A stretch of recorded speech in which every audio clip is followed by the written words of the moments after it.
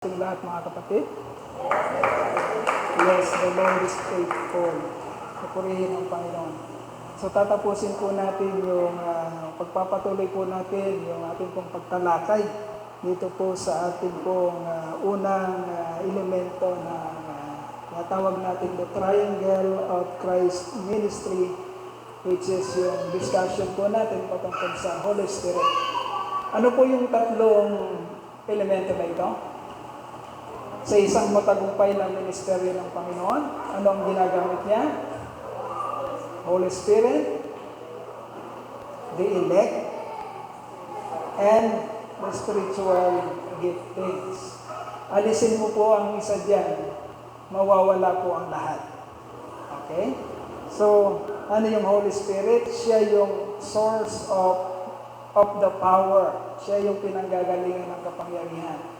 Ano yung elect? Siya yung instrument or medium or channel of which yung power na ibinibigay ay magre-rest. At ano yung spiritual giftings? Ito yung power. Okay? Para magampanan ng elect ang kanyang tungkulin at para maging matagumpay ang gawain na pinapagawa ng Diyos. The Holy Spirit, the elect, and the spiritual giftings. The Holy Spirit, ang pinanggagalingan. The elect, the Holy Spirit, ang maglalagak ng kapangyarihan. The elect, yung paglalagakan ng kapangyarihan. At yung spiritual giftings, ang ilalagak ng kapangyarihan. Kaya magiging matagumpay ang ministeryo ng Panginoon. So ngayon po, ay tatapusin natin yung pag-aaral patungkol sa Holy Spirit. Matapos natin yung 2 puntos, yung susunod na 2 puntos na lang po ang natitira. So ano yung unang puntos? Para mabalikan lang natin, ano ang Holy Spirit? Ano muna ang Holy Spirit? The Holy Spirit is God's gift through Jesus Christ to every believer. Hindi ka pwede maging believer o mananampalataya, o anak ng Diyos, o pinili ng Diyos, o hinirang ng Diyos, kung hindi ka pinananahanan ng Banal na Espiritu. Kung hindi naibigay sa iyo, o kung hindi ka niregaluhan ng Banal na Espiritu. Okay? So the Holy Spirit is God's gift to every believer of Jesus Christ. So kaya tinatawag natin, sinasabi natin, gift. Ano bang gift? Regalo sa Tagalog. Ang regalo ba ay nakukuha mo dahil pinagtrabahuan mo? Binigyan ka ba ng gift dahil meron kang, kumbaga, ginawa para makamtan mo ito o para maging worthy ka o karapat-dapat kang bigyan ito? Hindi. Ang gift ay binibigay ng kusang loob ng nagbibigay. Okay? Hindi ito sweldo o anumang bayad sa isang pinagtrabahuan. So, the Holy Spirit, tandaan natin, ito ay gift, regalo ng Diyos. Ibig sabihin, you did not cause the Holy Spirit to dwell in you. You did not influence God to give you the Holy Spirit. It is God's gift to you. Okay?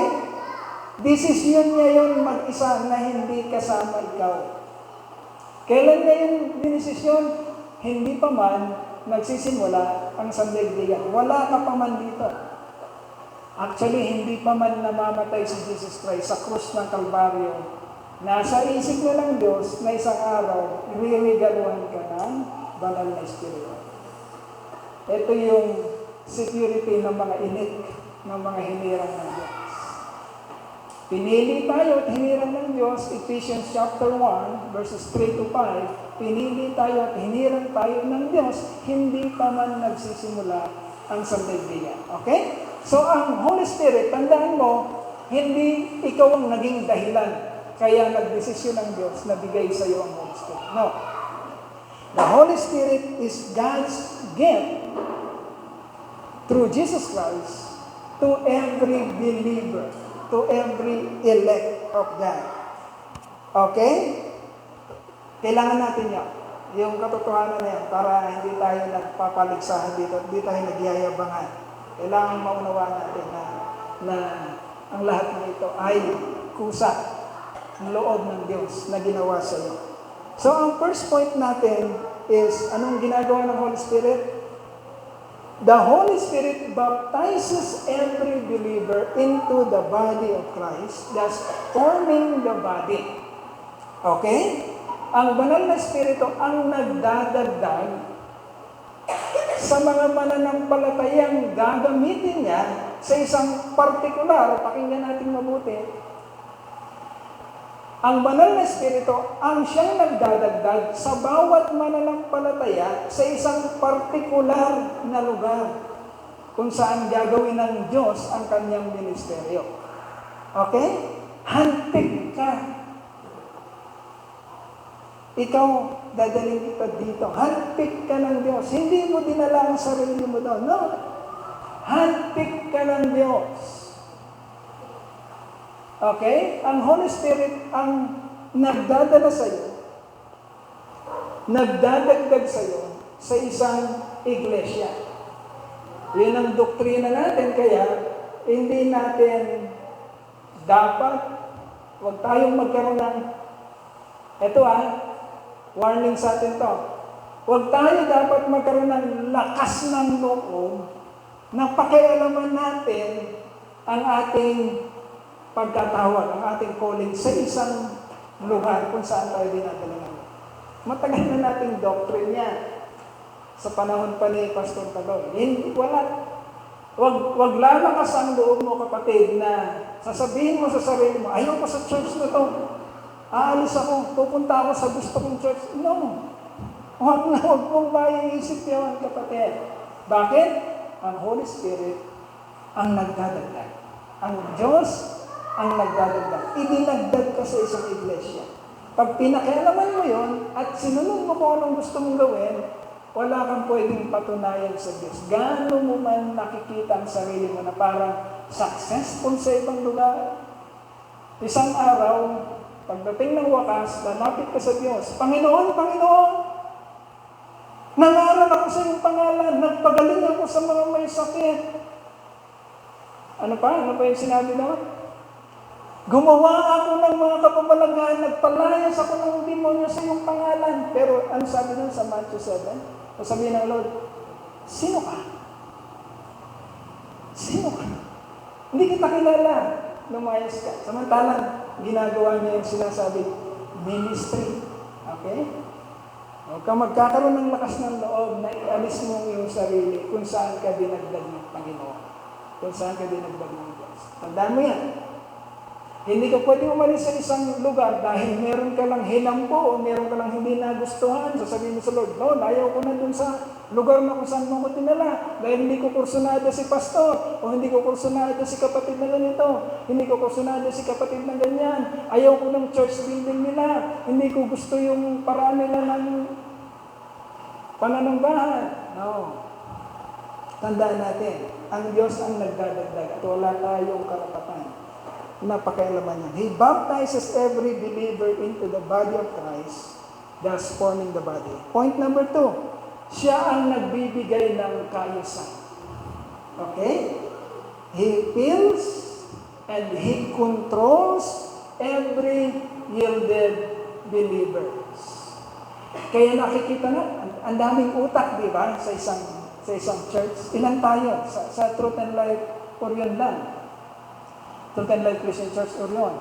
Siguro malapit na tayo mag-100. Ibig sabihin, we are dealing with 100 brains, utak, at 100 emotions, damdamin. Iba-iba yun.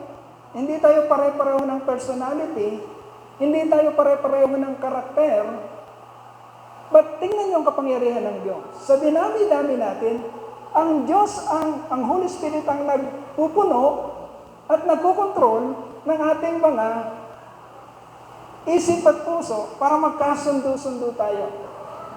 He is putting the church in order. Okay? Mga kapatid, our God is the God of order. Okay? Kaya pinag-aralan natin, at dito tayo nagtapos last Wednesday.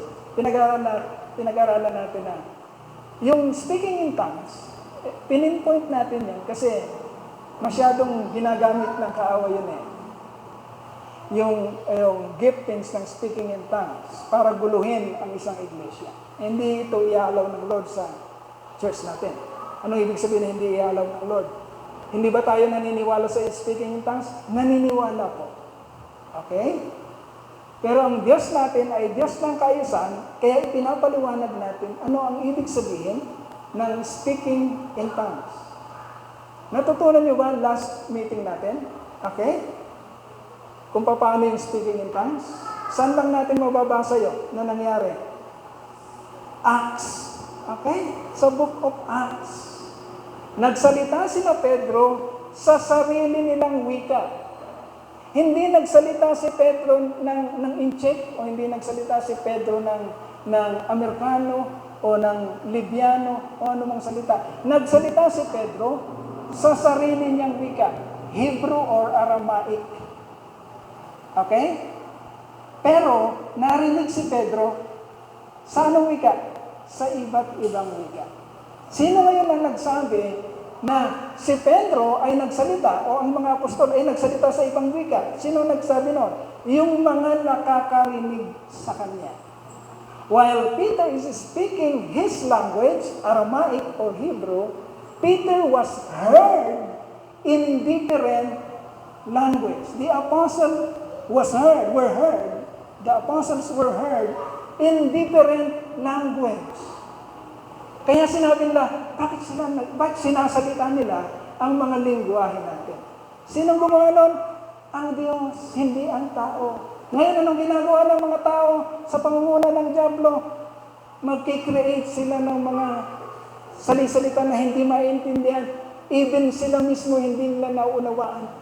Even yung nagsasalita, hindi naunawaan. At ginagamit na edge, ginagamit na leverage para kontrolin ang mga nakikinig. Para sabihin na mas spiritual sila kaysa sa mga nakikinig. Dahil sila marunong mag-speaking in tongues. Okay?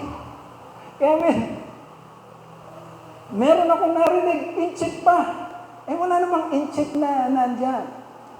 Nag-speaking in tongues po, no? Inchik pa ang speaking in tongues niya, pero puro Pilipino naman ang nandito. At hindi naman nangangailangan ng ibang wika. Ano ibig sabihin mga kapatid? Ang Diyos natin hindi magulong Diyos. Tandaan natin yan. Amen ba kayo doon? Ang Diyos niyo ba ay magulo? Ang Diyos ng Truth and Life Christian Church ay hindi magulo. Our God is the God of order. Kaya isinasaayos niya tayo sa lahat ng aspeto, sa lahat ng larangan. Hindi pwedeng, hindi natin kayang maunawa o ipaunawa kung anong ating pananampalataya na may question mark at may kabuluhan. Okay? Kagaya sa ating pananambahan. Minimaintain natin mga kapatid. Kunyari mo, si pastor ay ginagamit ng Diyos para magsalita. Lahat ng tinawag o hinirang ng Diyos na idinadagdag dito, all ears dapat. Bakit? Dahil sa pagkakataon na yun, ginagamit ng Diyos ang isang mananampalataya, ang pastor, para idaloy sa atin kung ano ang kanyang panukala, kung ano ang kanyang mensahe. Kaya dapat sa atin, dahil tayo'y nasa order, at ang Diyos natin ay God of order, dapat all ears tayo, nakaupo, at nakikinig ng matamang, at hindi tayo nababaling o naaapektuhan ng anumang nangyayari sa kapaligiran natin. Upang dumaloy sa atin kung ano ang nais ng Lord na maunawa natin. Okay?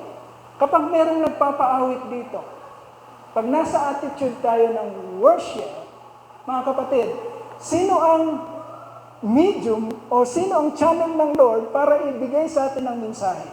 Pag nasa worship, sino ang channel ng Lord? Ang worship leader.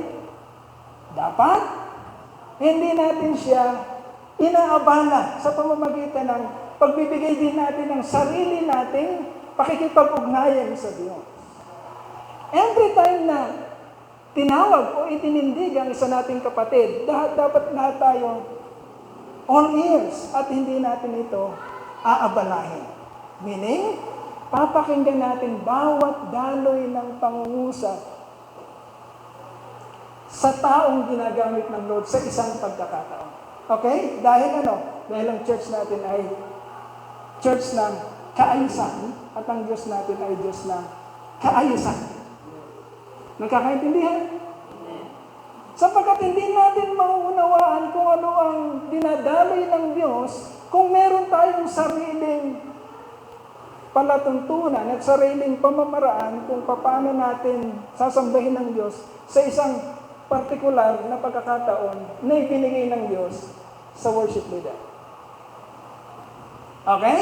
So dapat makita natin na ang ating Diyos ay ang Diyos ng kaayusan at siya ang nagbibigay ng kaayusan sa ating iglesia. Kaya every time, mga kapatid, na parang nadidiscern ng pastor na nasasayang ang panahon ng isang tao o ng isang miyembro, na parang nakalutang siya at di siya nakakaunawa, nagkakaroon ng malaking bigatin ang pastor o ang tagapagsalita at ikakatch niya ang atensyon. Okay? Kaya mapapansin niyo si pastor, biglang magsasabi lang, listen very carefully. Bakit? Nakakapanghinayang. Hindi naman tayo ilang oras sa isang araw? 24 hours. Di ba?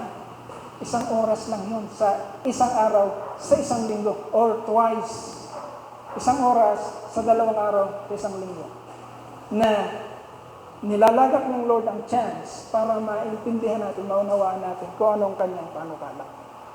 Okay? Ang Diyos ay ang Diyos ng kaayusan at ang banal na Espiritong binigay sa atin ay ang nagbibigay sa atin ng kaayusan. He fills and controls every yielded believer. And number three.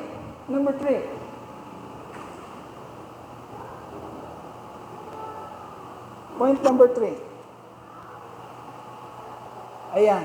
Sabi diyan, the Holy Spirit produces the fruit of Christian character. He produces the fruit of Christian character. Christ-like attitudes, virtues, and temperaments. Mababasa natin yan sa Galatians chapter 5, verse 22 to 23. Ayan na naman, mga kapatid. Ang banal na Espiritu, tandaan natin, ang siyang nagbibigay ng bunga o power o kakayanan sa atin para magampanan natin kung anong kanyang panukala o pinag-uutos. Ang banal na Espiritu ang nagbibigay bunga. He produces in us, in every believer, the fruit of the Spirit. Christ-like attitudes and virtues and temperaments.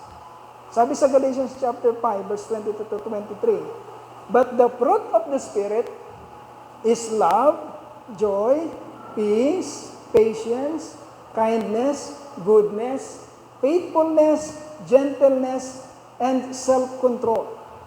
Against such things, there is no law. Okay? Sa Old Testament po kasi mga kapatid, ibigay ng Lord ang law, ang batas. Ngunit ang tao, dahil hindi nila lubos na naunawaan, sapat na sa kanila ang sundin nila ang law. Kahit hindi nila gustong sundin. Okay? Susundin nila ang law kahit ngawit na ngawit sila. Kasi sabi nila, yun kasi ang requirement. Kaya susundin ko ang law.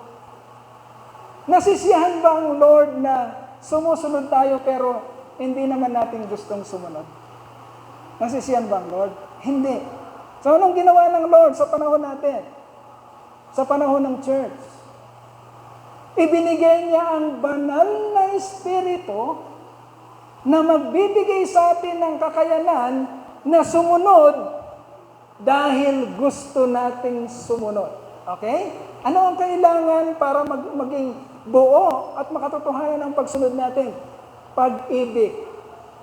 Paano to, pastor?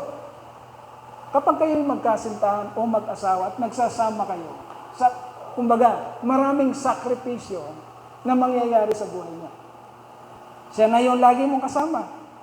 Kasama mong kakain, kasama mong matutulog, kasama mong mamasyal, at lahat. Imaginein mo, na ang isa doon ay hindi nagmamahal. Okay? Yung isa lang ang nagmamahal. Yung isa tuwan-tuwa. Kasamang kumain, tuwang-tuwa siya. Mahal niya yun eh.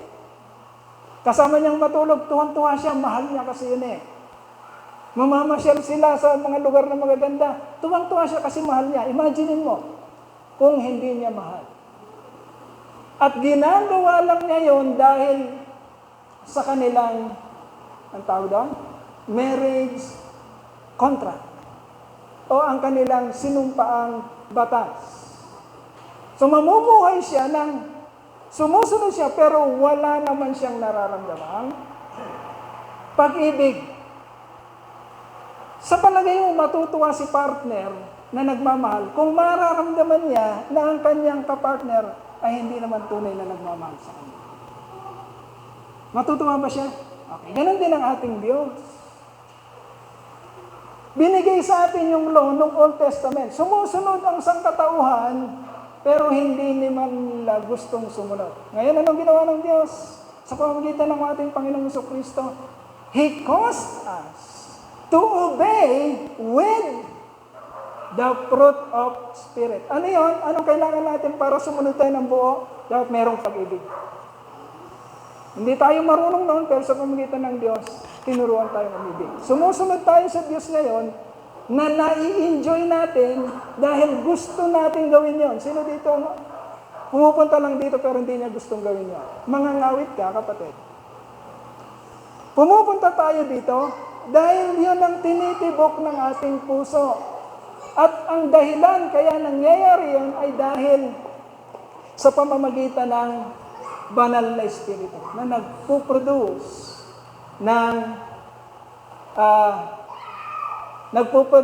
ng bunga para magampanan natin ng mainam. Okay? Ngayon, kung wala kang, may kalaban yan eh. Actually, tinalakay din sa Galatians. May kalaban ng fruit of the Spirit. Ang kalaban yan, sinful nature. Okay? Ang kalaban yan, acts of the sinful nature. Wala dyan. Pero kung gusto niyong pag-aralan, nandun din sa parehong chapter, Galatians chapter 5, verses 19 to 21. Okay? Ito yung kalaban ng fruit of the Spirit. Ito yung, pakiayos nga, medyo na yata. Okay. Yan. Ito yung acts of sinful nature, mga kapatid. Ito yung malakas sa'yo, meron ka, at malakas sa'yo nung wala ka pang banal na espiritu. Okay, pakinggan mabuti. Kasi para ma-determine mo, ano yung gumagana sa'yo ngayon? Ano yung malakas sa'yo ngayon? Yung sinful nature ba? O yung fruit of the Spirit? Kasi pag ang malakas sa'yo ngayon, kapatid, ay yung acts of sinful nature at hindi mo makita sa sarili mo na meron kang fruit of the Spirit, kapatid, nakakatakot ang kalagayan na yan. Ibig sabihin, nag-ooperate ka sa ganang yung sarili lamang. Nandito ka, pero nag-ooperate ka sa ganang yung sarili lamang. Walang tunay na lalim na damdamin na nagpo-propel sa iyo para maglingkod ka sa Panginoon. Ano yung kalaban na yon? Ano yung malakas sa iyo? Sexual immorality. Malakas ba sa iyo yan? Nandun yan sa Galatians. Hindi ito ginagawa-gawa ni Pastor Daya. Nandun yan sa Galatians chapter 5, verses 19 to 21. Sexual immorality. Lust. Young people, kaya dinidikdik mabuti sa inyo mga kapatid, mga young people. Kasi kayo ang tinatrabaho masyado ng kaaway dito sa mga sinasabi natin na ito. Pagpapasensya niyo si pastor kung parang dumidikdik ng gusto sa ganito. Kasi nakakaawa ang magiging kalagayan niyo mga kapatid kung kayo'y makokontrol at kayo'y mapapahinuhod at kayo'y maa-addict. Pag sinabi kasing addict, ang hirap na niyang pumalas. Okay? Pag sinabing addicted, hirap na siyang pumalas. Gustong-gusto man niyang umalis, pero dahil addicted siya, hindi niya makayanan ang kanyang sarili dahil lugmok na siya doon. Okay, hindi na natin ito mapipigilan. Iyan nyo na lang, makinig na lang. Hayaan na, mag-roam around na lang sila. Mas marami kasi tumitingin sa mga bata. Iyan nyo na lang. Okay lang, sige. Okay na yan. Okay, so, sexual immorality. Lust, hatred, okay? Anger, jealousy, selfish ambition. Yan yung mga acts of sinful nature. Envy. Ano yung envy? Inggit. Kaya ayaw natin sa church yun eh. Ayaw natin makapasok si inggit. Ayaw natin makapasok sa church si selfish ambition. Yung tipong meron kang sariling agenda. Gusto mong lumutang ang sarili mo. Ayaw natin yan. Gusto natin maging masaya sa church natin. Na ginagampanan natin kung ano yung pinapagawa ng Lord sa atin. Nang masaya at hindi napipigilan. Factions. Yung pagkakampi-kampi, yung paggugrupo-grupo, kampi-kampi, at sisiraan nila yung ibang ano. Ayaw natin yan. Ang tawag doon, pita ng laman. Acts of sinful nature. Mga gawa. Pag sinabing gawa, kanino nang galing? Sa'yo. Okay? Pag mali at kasalanan, tandaan mo, kanino nang galing? Sa'yo. Huwag mo isisi kay Satan. Huwag mong pagaanin yung ano mo. Yung kaso mo. Ikaw yun. Nanood kang pornography. Nanood kang bold. Huwag mo sabihin, kasi ang lakas ni Satan. Huwag, ikaw yun. Sinful nature. Masyado mong hina-highlight ang kapangyarihan ni Satan. Hindi. Kapatid, ikaw yun. Yes, influensya niya, pero ikaw ang gumawa at ikaw ang mananagot. Kaya, acts of sinful nature, gawa mo, galing sa'yo. Pag mali at kasalanan, kapatid, huwag mong isisi sa iba. Sa'yo yun. Dahil ikaw ang gumawa nun. Ngayon, tignan nyo yung kalaban. O yung kontra niya na mabuti. Sabi doon, fruit of whom? Bunga nino? Mo ba? Mo? Bunga ng? O hindi sa'yo yun. Dinagdag sa'yo. Kaya nagagawa mo dahil ibinigay sa'yo, hindi naman sa'yo. Ano yun?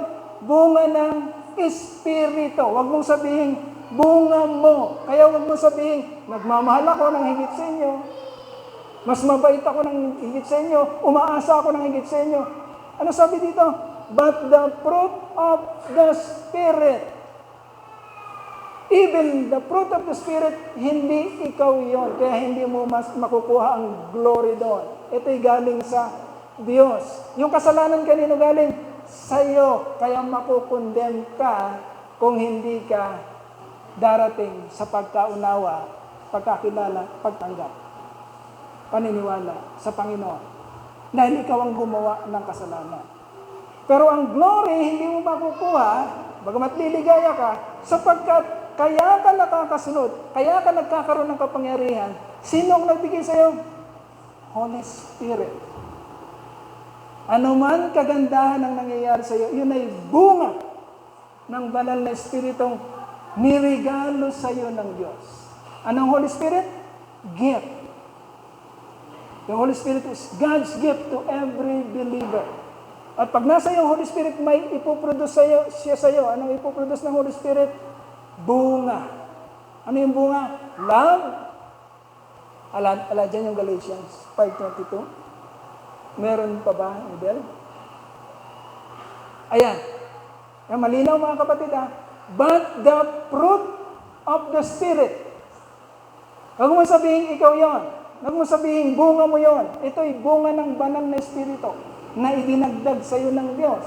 But the fruit of the Spirit is love, joy, peace, forbearance, kindness, goodness, faithfulness, gentleness, and self-control. Against such thing, there is no law. Okay? Ngayon, kapatid, hindi mo lang sinusunod ang law. Hindi mo na kailangan yung uutusan ka pa ng 10 utos. Ibigin mo ang, ano bang number 1? Love the Lord your God with all your heart and with all your soul and all your strength. Hindi mo na kailangan sa uluhin yon. Bakit? Binigyan ka ng banal na Espiritu na na makikialam sa iyo at kukulitin ka at magbibigay ng kakayanan sa iyo kapangyarihan, pag-ibig, na mahalin mo ang Diyos. Kaya iba ang pagsunod ng Old Testament sa pagsunod natin ngayon. Ang pagsunod natin ngayon ay buo. Ang pagsunod natin ngayon ay nakikita at hindi nakikita. Noon, nakikita lang dahil gumagawa ang tao, pero walang totoo sa puso. Ngayon, sa pamamagitan ng banal na Espiritu, sumusunod ka sa law. Hindi mo na nga kailangan i-memorize ang law dahil sumusunod ka na ng makatotohanan at may pag-ibig.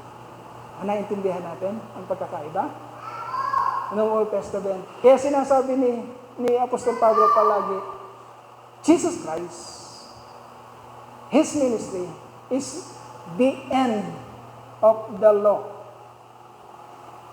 Okay? Tapos na ang pagsunod na paimbabaw. Tapos na yung panahon na yun. Panahon na ngayon ng pagsunod na makatotohanan. Okay? Sa pamamagitan ng banal na Espiritu. And lastly, magko-close tayo dito. The Holy Spirit, He is the source of genuine love. Ayan, may paliwanag na pala natin. Pinagmumulan ng dalisay na pag-ibig. Kung saan, kung walang dalisay na pag-ibig, hindi po tayo tatagal sa pagganap natin at paggawa natin para sa Panginoon. Nagpapatuloy lamang tayo sa pagganap dahil sa pag-ibig na nilikha o na-produce ng Diyos sa pamamagitan ng banal na Espiritu sa ating pagkatao. Tandaan po natin yan. Romans 5:5, and hope does not disappoint us. Because God has poured out His love. God has poured out. Anong poured out sa Tagalog? Ibinuhos niya ang kanyang pag-ibig. Saan daw niya binuhos? Saan daw mga kapatid? Nagbuhos siya ng pag-ibig ang Diyos. Saan niya binuhos? In our hearts. Yan. Dati ang tao walang pag-ibig sa Diyos.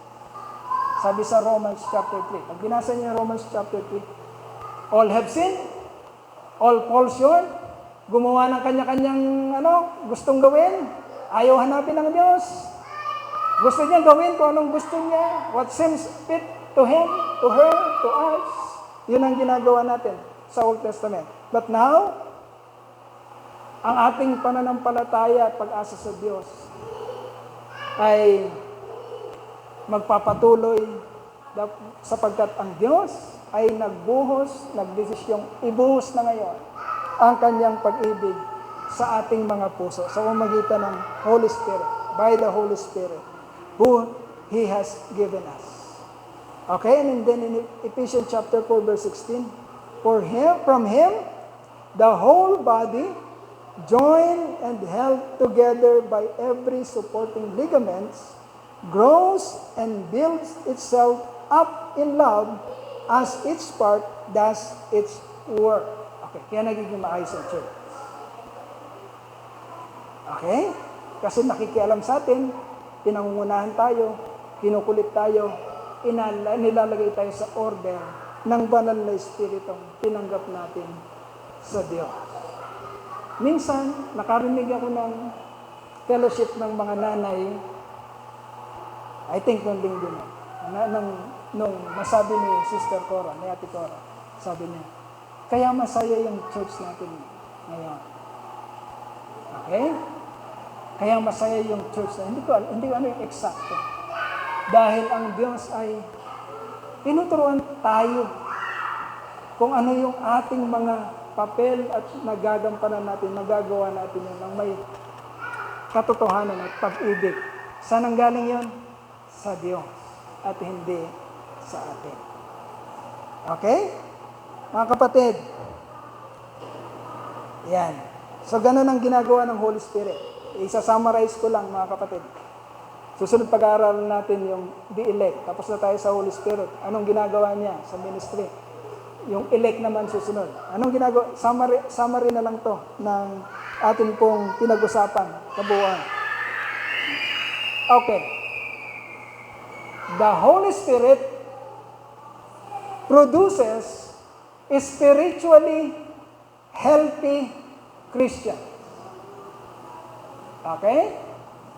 Kaya healthy ang isang Kristiyano, spiritually healthy. Dahil nasa Kanya, namumuhay sa Kanya, nakikipamahay sa Kanya ang banal na Espiritu. At ang banal na Espiritong nasa iyo ay palaging panalo. Tanda mo yan. Hindi maglalagay sa iyo ang Holy Spirit at biglang sasabihin ng Holy Spirit, Diyos Ama, binigay mo nga ako sa isang ito. Ayaw naman ako sundin Tigas ang ulo Walang ganon. Hindi yun part ng plan ng Diyos. Hindi ganon ang mangyayari sa isang elect. Kung isang elect ka, kapatid, at nasa iyong banal na Espiritu, ano sabi doon? Greater is He who is in me than he who is in the world. Kahit 1,000,000 satanas pa ang lumaban sa banal na Espiritu, hindi siya mananalo, kapatid. At gagawin ng malakas na nasa iyo ang kanyang kakayanan para mangyari sa iyo ang pinaplano ng Diyos sa buhay mo. Okay? The Holy Spirit produces spiritually healthy Christians.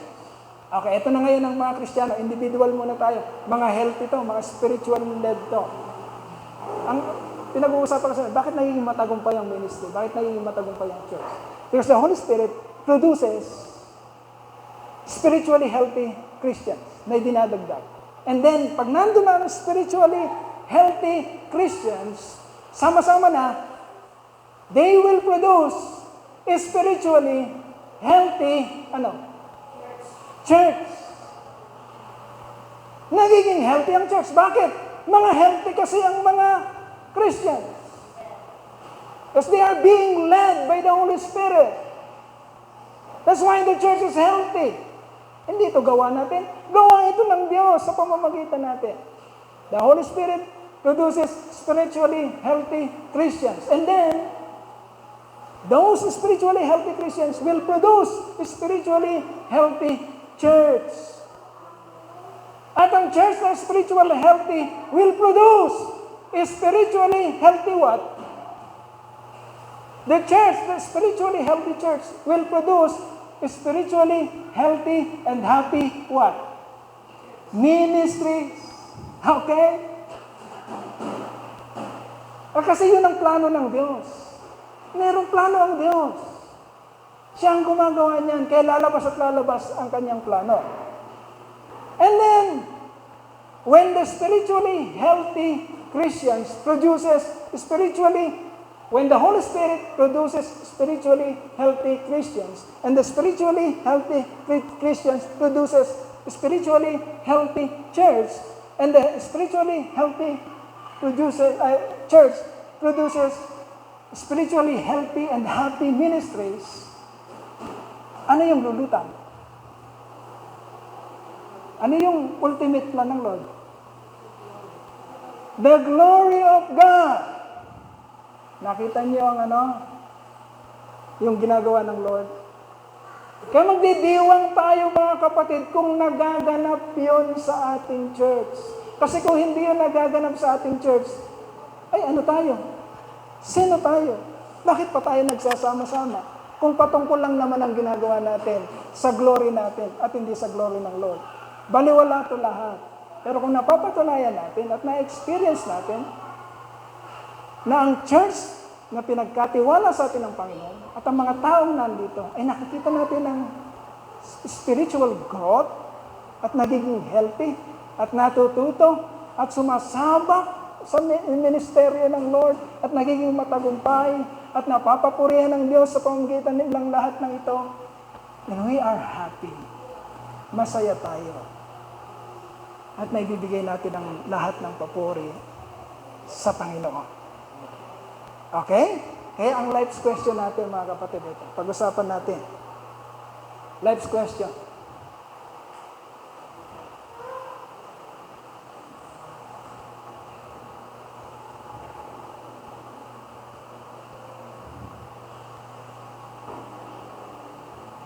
Ayan.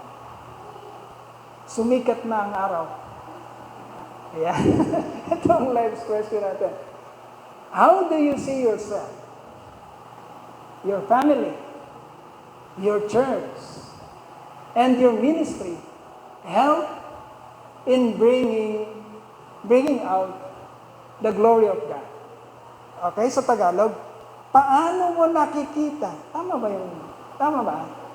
Di ba? Hindi sabay, pakinggan niyo itong Tagalog.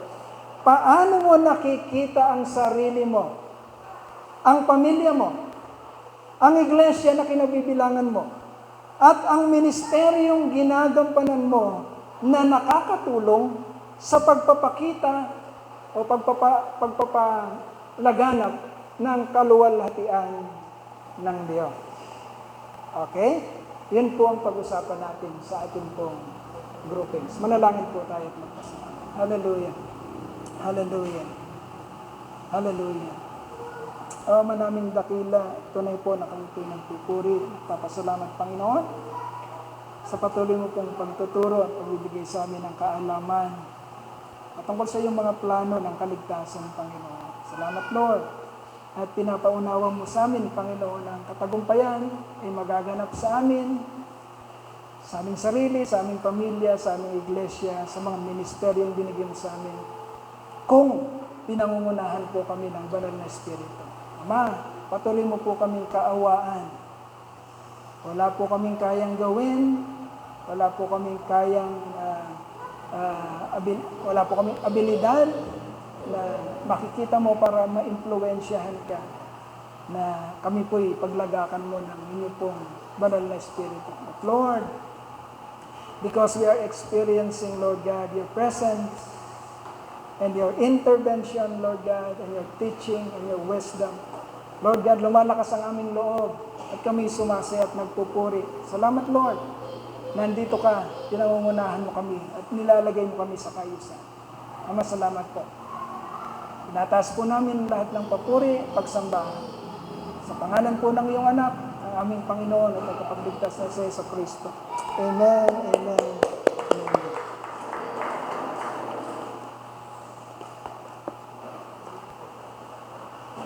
Okay. Group 1, Pastor